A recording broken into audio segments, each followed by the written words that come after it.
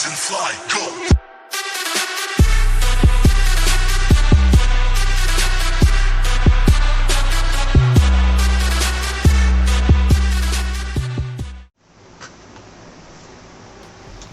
Hello cinephiles, video, media junkies, and my beautiful, blessed fans of the cinema. Welcome to 24K Movies, Reviews, Television, and Games. Now, I've been wanting to do this one for a while because we've had some bad, we had some good, and we had some okay. But on the realm of goodness, you gotta give credit where credit is due. We are talking about 2018's starring Kevin Durand and Lukas Haas, Dark Was the Night. Wow. So all I'm gonna say is wow. If there was a movie within the last 10 years I would recommend you see, this is one. The story, without getting into too much of spoilers, there are going to be some spoilers. Sorry, I'm just reviewing it, so you got to know whether or not you want to see it. So the movie starts out with gentlemen in a logging company, blowing up and exploding things, and during the course of their explosion they disturb something.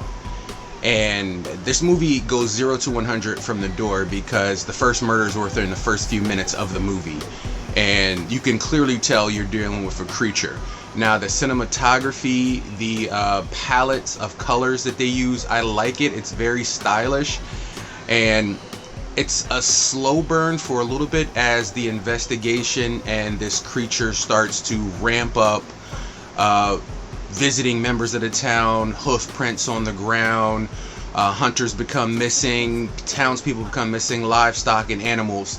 So Kevin Durand, who is the sheriff of the town, who also lost a son, begins to look into it, and at first he thinks it nothing more than just a hoax. I mean, how could it not be? There's no such thing that's that big and walks on 2 legs and has 3 cloven hooves, like a hoof that's split into 3. So after a few incidents that he can't dismiss, including his house being attacked, he enlists the hope and help of local animal sheriffs and wildlife experts who tell him, it's impossible, that's stupid, there's nothing out there with 3 split hooves. It just doesn't happen. It's a hoax. So as the attacks and the townsfolk begin to get scared, people take the matter into their own hands. You've seen this in Silver Bullet. You've seen this in pretty much every werewolf movie, except for this is not a werewolf movie. Hats off to originality. What the creature in this movie can best be described as a Wendigo. If you're familiar with this Supernatural franchise and Charmed and Buffy, it's a Native American creature, skinwalker basically, and you think this is going to be one of them low budget horrible things, but the pace, the story, and the in-depth. See, the reason why a lot of times I hate movies is because they spend too much time with nothing. This movie spends time, but it spends time developing the characters. When you develop the characters, you care about the characters, you care about what happens to the characters. It's a simple movie chemistry, and they nailed it. Spot on. Nailed it. It's funny because the better movies that have come out get lesser press. I've noticed that. But the shittier movies, they get blasted everywhere. They want you to see all of them.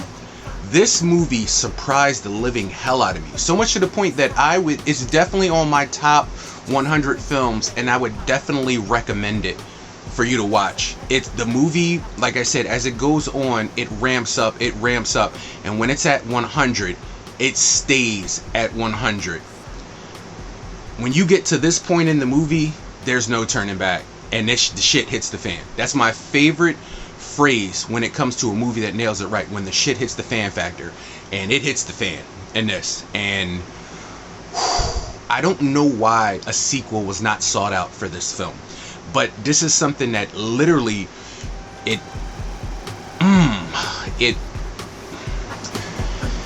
It bugs me to the point where I can puke coat hangers. Good movies don't get sequels.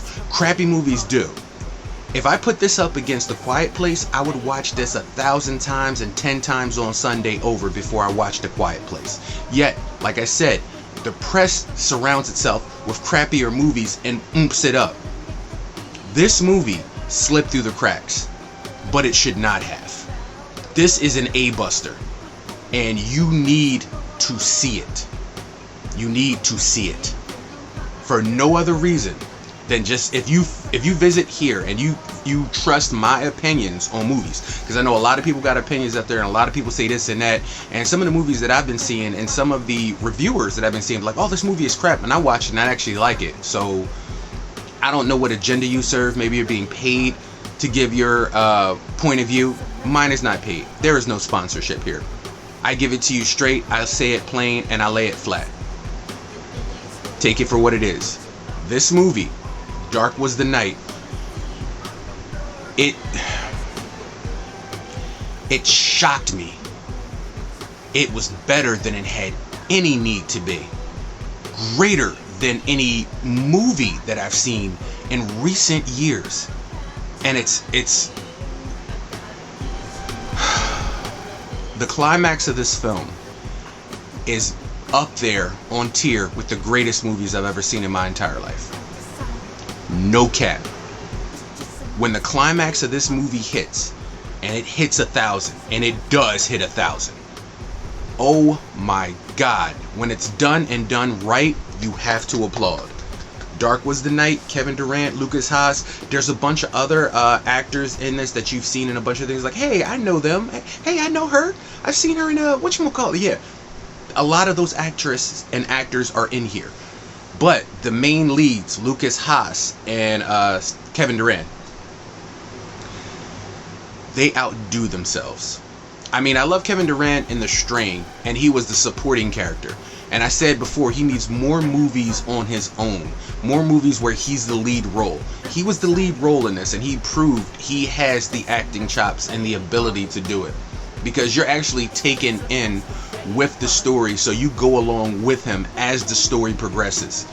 And when he starts to understand he's in deep shit, you understand you're in deep shit. And I like that. Having not spoiled too much, I will say this movie is bloody, and it is good in the right ways. There's right ways to do gore, and there's wrong ways to do gore. This movie does it right, and it uses the right amount at the right points at the right places. My biggest pet peeve on any movie, if you've ever watched any of my reviews, is realistic reactions. There is enough of realistic reactions where I could say I would do that, I would think that, and then there's enough of realistic reaction where you say I can't explain that. I'm open to what you believe, and that's the thing, because he is a man of fact, thought. I wouldn't say science, but he's a man of fact and thought. What he can see, what he knows, what he can prove. That's what he is. That's the type of sheriff he is. And when the local Native American bar patrons tell him about this story about this beast, you know, there's other ways to define it. Those are just local folklores. But as he's bombarded with these things, it's not one of those things where he just keeps fighting, keeps fighting. There's science. There's a scientific reason why this happened. No. He immediately goes from, what the fuck did I just see? Wait a minute. I never seen anything like this. And then he goes along to even say, we may be dealing with something that science can't define. And I like that because it's realistic.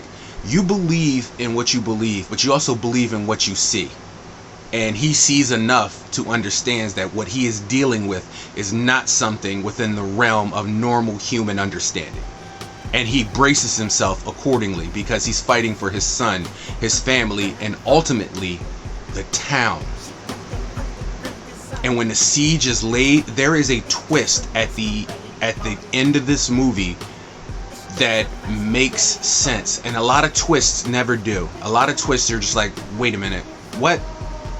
The twist on this, once you get that twist, you're like, you think back to the other parts of the movie and it was like, oh my god, yeah, that makes total sense. But they did it right. You can't see it. It's not revealed until the right moment.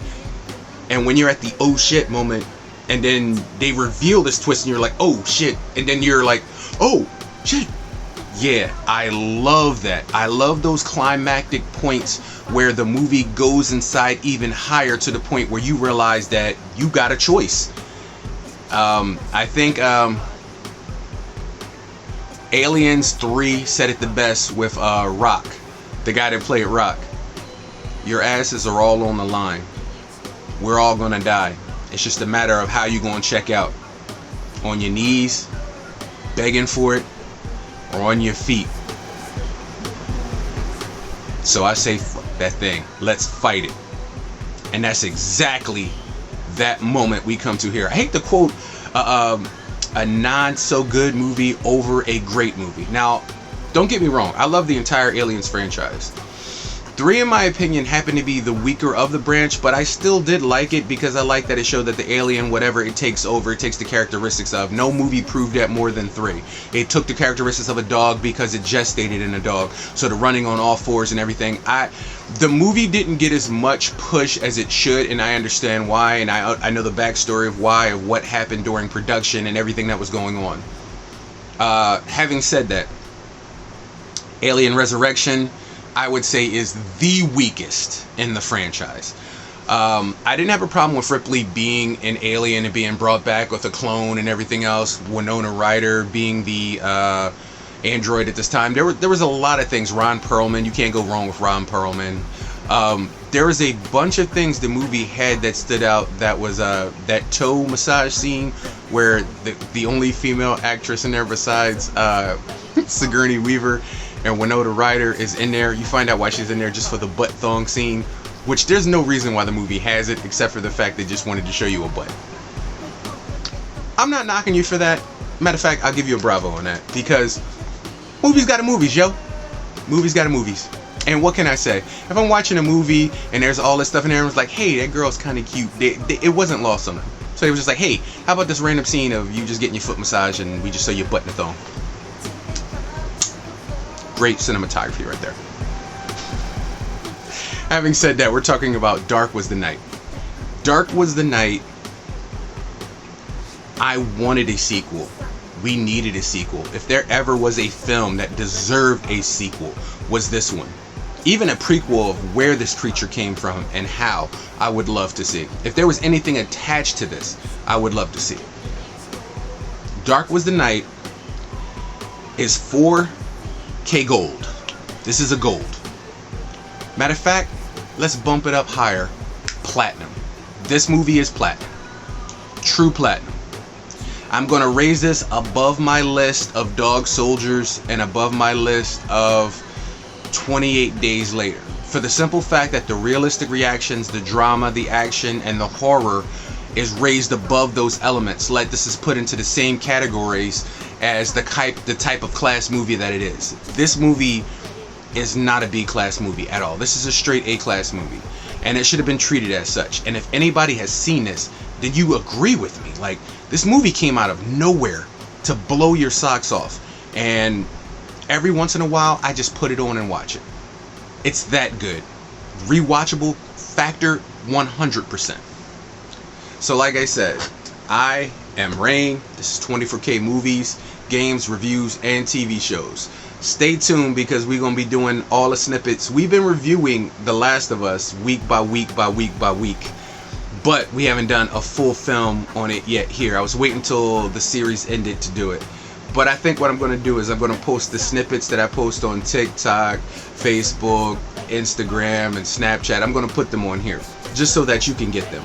My reviews, the before, the after, my take on the series as a whole. I love the series. We just finished episode 5 Friday before the Super Bowl. And wow. Wow. The stage 3 clicker, the bloater, that entire scene. That's neither here nor there. It's a different video. We're talking about Dark Was the Night. And I say I recommend it. See it. You'll enjoy it. We enjoyed it. We will always enjoy it. This one is dedicated to the hard drive for show. Something you would get in 4K for show. This is the Game Ninja. That was my review of Dark as the Night. And I say see it, like it, buy it. Or download it.